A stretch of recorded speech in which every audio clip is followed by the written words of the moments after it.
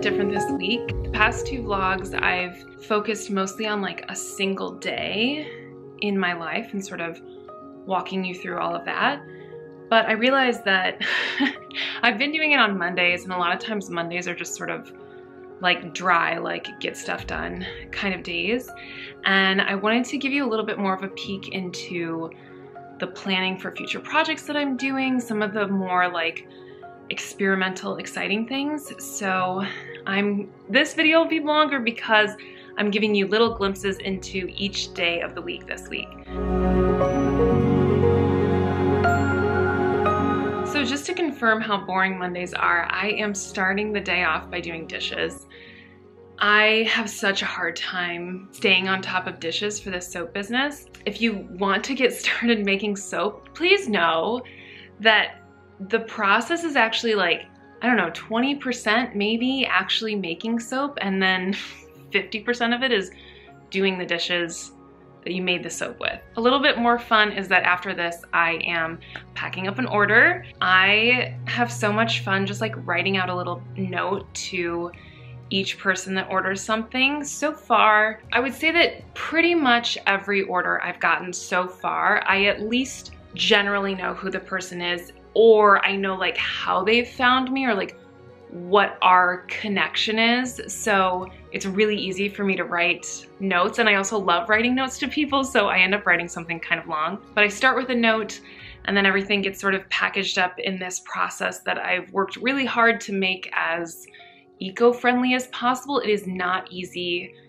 to not only find eco-friendly options that will actually protect the product, but also that like fit within the budget. All of the really like cool, aesthetically lovely, eco-friendly options are pretty expensive, and it ends up really cutting into cost. So I've done the best I can for right now. I'm really looking forward to getting to an order volume where I can order supplies in high enough quantities that I can get them to a price point that works with my product price, because obviously it's a lot more exciting to use something that looks nice but also is good for the planet. So that's what I'm doing with all of this. I'm including a little sample, and then I will take this with me when I run errands in the neighborhood and just drop it off at the post office. The first actual soap making I have to do today is a double batch of my freshly foraged soap, which is one of my holiday fragrances. This is a little bit different than a normal double batch because I actually have a custom order from a good friend of mine who will be sending soaps out in her little Christmas gift packages to her clients. So she wanted the freshly foraged fragrance, and she wanted the green base color, but she wanted a neutral swirl. Normally it comes with a maroon swirl, which is what half of this batch will be because it's for a retail customer. But then her batch, I'm gonna separate out her swirl to include no color in it. This is actually working out a lot more easily than I expected. I was a little bit nervous about how to do this, thinking maybe I'd have to just make them separately. I was so nervous that I was accidentally just gonna like mix up the color in one big batch, but I managed not to. And now I am pouring these, getting them shaped, getting their tops shaped, and now they are ready to cure.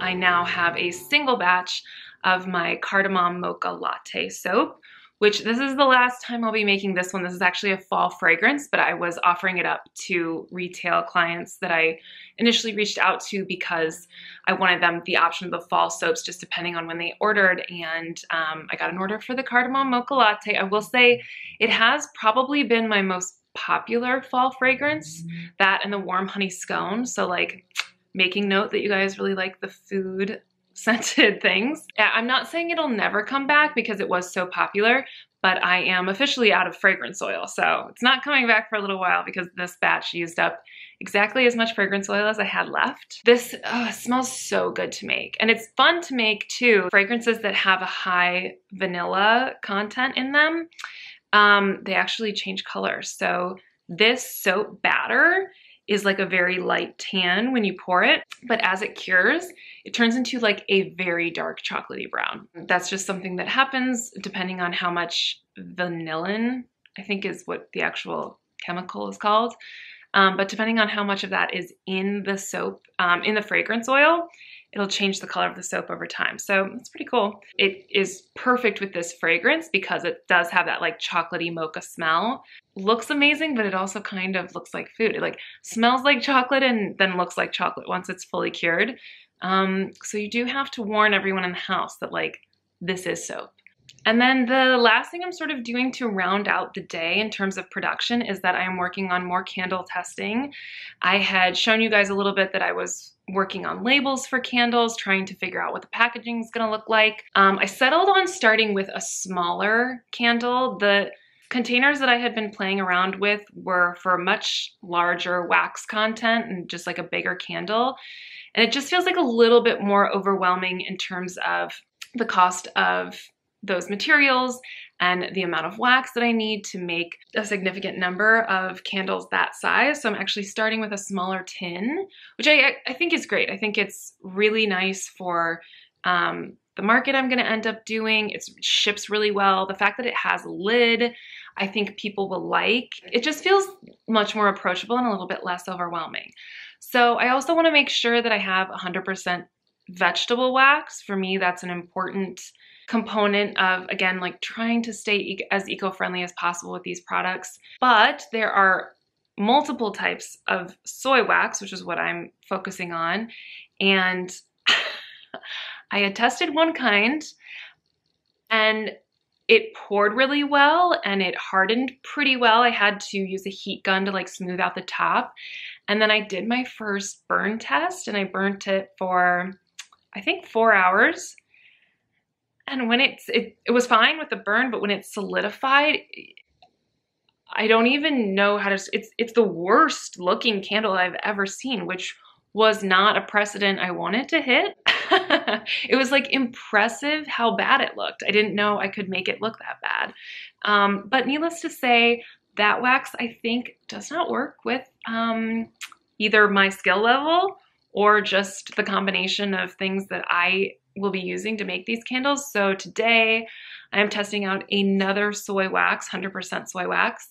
I definitely thought the candles would be easier than soap. Like I felt like soap was my tricky thing and everything else would be easier than that. But I am very much learning that that is not the case, especially if you want to work with 100% vegetable wax. It's just like a temperamental little diva sometimes, but I know eventually it'll totally be worth it. So I'm really excited for these to harden up. I'm gonna let them cure until Friday, and then I'll do a burn test on Friday to see if maybe this will work better for me.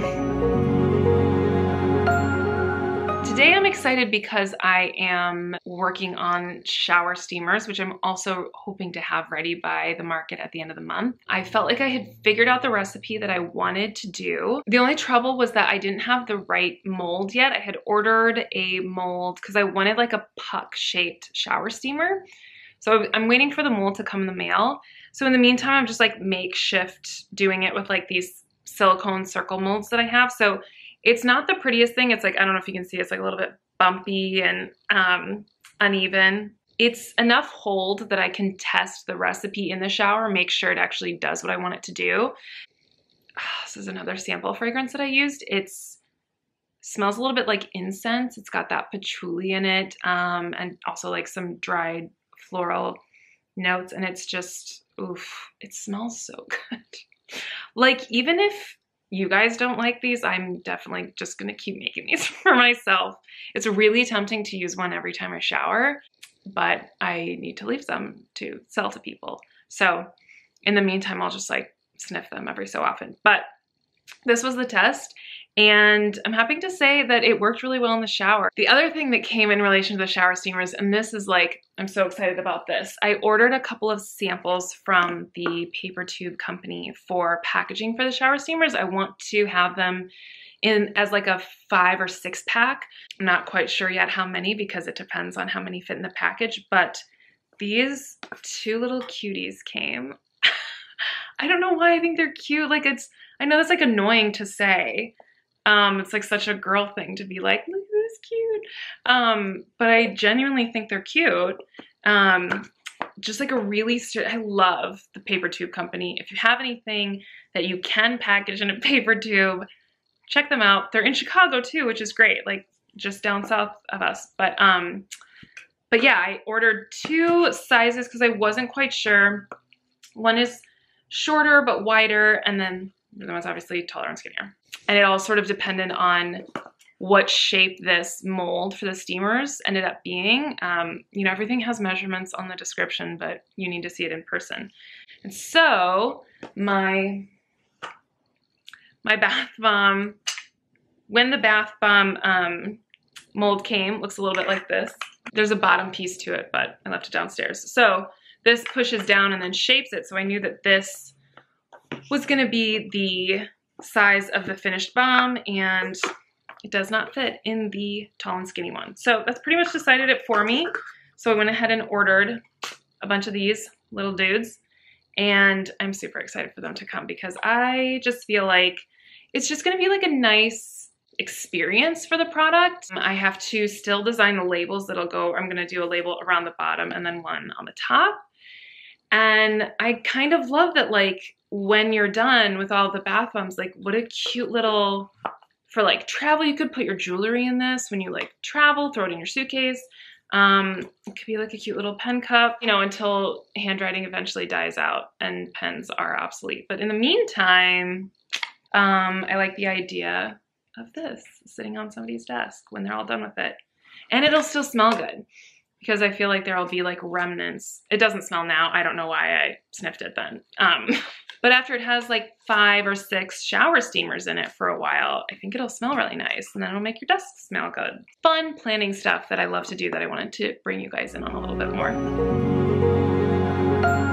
Today is tricky with production because I have soap that I really need to make so I can get it curing, but we have construction people here all day today, and they're working just up from my soap studio, so I just like don't feel comfortable. I wear a respirator and safety goggles. I don't feel comfortable putting other people in my pathway or like in my general vicinity without the option for that. So I won't be making any soap today. I'm trying to work on other sort of admin stuff. But the exciting thing they're working on is that they are installing our closet millwork, which is very, very, it's a huge step in the direction towards feeling like this place is livable because we can actually put our clothes up here and get settled. Although it's really cutting into my production stuff, it does feel exciting that it's happening. And then I also spent the day preparing for a little wine tasting fun event tonight at a wine bar in Shorewood, which is just north of Milwaukee. It is at a place called Scout Wine Bar. It's an adorable place, and they've got a little tasting room in the back. So there's, I would say that there was maybe like 20 or 30 women getting together, and I just brought some soaps. It's a lot of women that I would definitely say are my target customer. It was a low pressure kind of like, come check it out, ask me questions if you want to, buy some soap if you want to, and a few people did, which was nice. Everyone was really friendly, just talking with me about the process and the product, and got a lot of really nice positive feedback, sold a few bars of soap.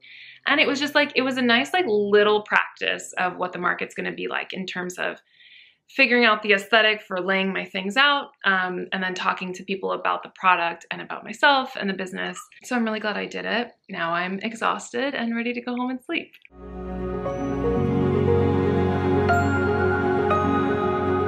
Now that construction people are out of the house for the day, I am working on a double batch of my lavender bars. It's funny because the event last night at the wine bar, a woman specifically asked me about lavender bars.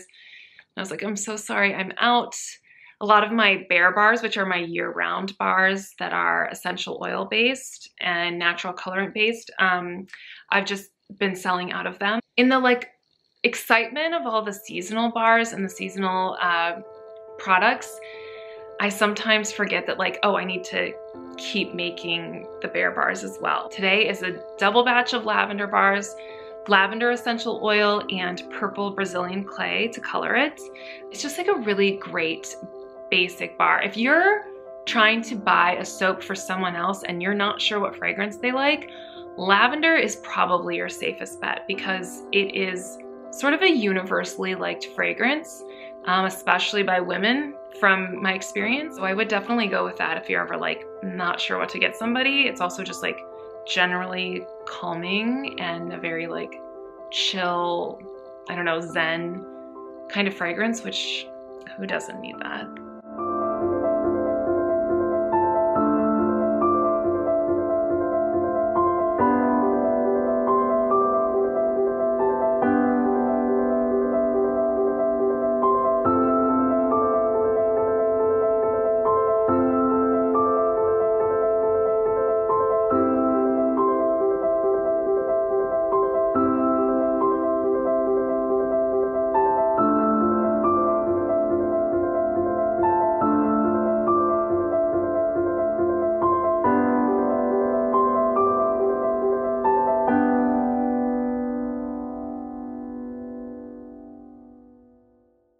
I had also hoped to make a second double batch of soap today, but unfortunately I am waiting on a delivery of coconut oil.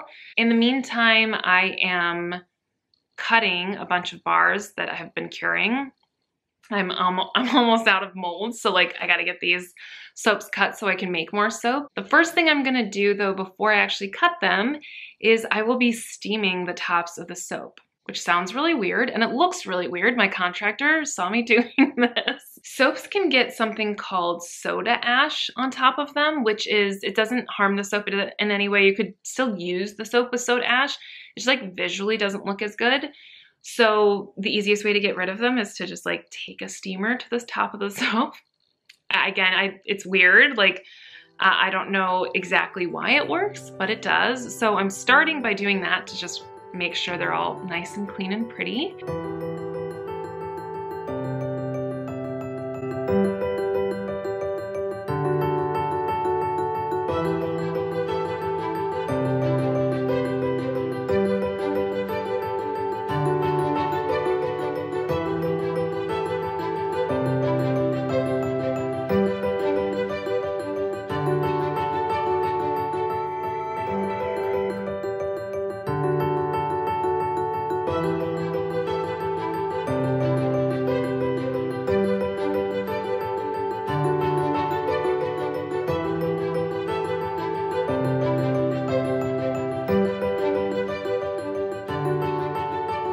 I also used that new mold to test a more like clean looking shower steamer, and I have to say, turned out really nice. I don't know if you can tell, but like this one's super, this was the test one. It's like super bumpy and uneven. And just like dips. This I was like pushing in with my fingers. And then this is what like a formally pressed shower steamer looks like. So it's just like very smooth and satisfying because of how perfect it looks. And it's also packed a little bit more tightly, so it travels better and you just get like more potent of a product in the finished puck.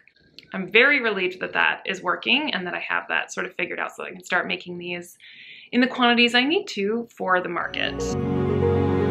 I have the kids with me today, so there's not really any production I can do, but the candles that I made on Monday, I think, they have cured enough that I feel comfortable testing them to see if these ones are going to behave a little bit better for me. So candle testing involves basically just like lighting the candle for 4 hours and just taking notes of how it looks at the end of like each hour. I knew that this wick size was the right one, and I knew this was the container I'm gonna go with. So right now I'm just testing this one candle, hoping that this wax works for me. And it did a great job. I liked the way it burned. I could smell the fragrance. The candles I tested with the previous wax didn't have fragrance in them, so it was just testing other elements. But it was fun to like burn a candle that smelled of a fragrance that I had chosen. Wax burned really well. I will say when I blew out the flame and let it solidify, there was still sort of a bumpy, uneven top to it. But as I'm doing more and more research, I'm realizing that that is just sort of a trademark of the 100% vegetable wax. A lot of candles that harden after they've been burned, they harden smooth, probably have a little bit of paraffin or beeswax in them, which makes them either not vegan if it's beeswax, or not 100% soy if they've got a little paraffin in them, which is totally fine. It's a lot of people, just people's preference. But what I'm learning is that this uneven top is actually just kind of a feature of an all-natural wax. So the same way that like a lot of all-natural products don't have like a perfect, pristine look to them, it's almost like proof that you're getting that natural product. So I think that this might be the wax that I'm ready to move forward with.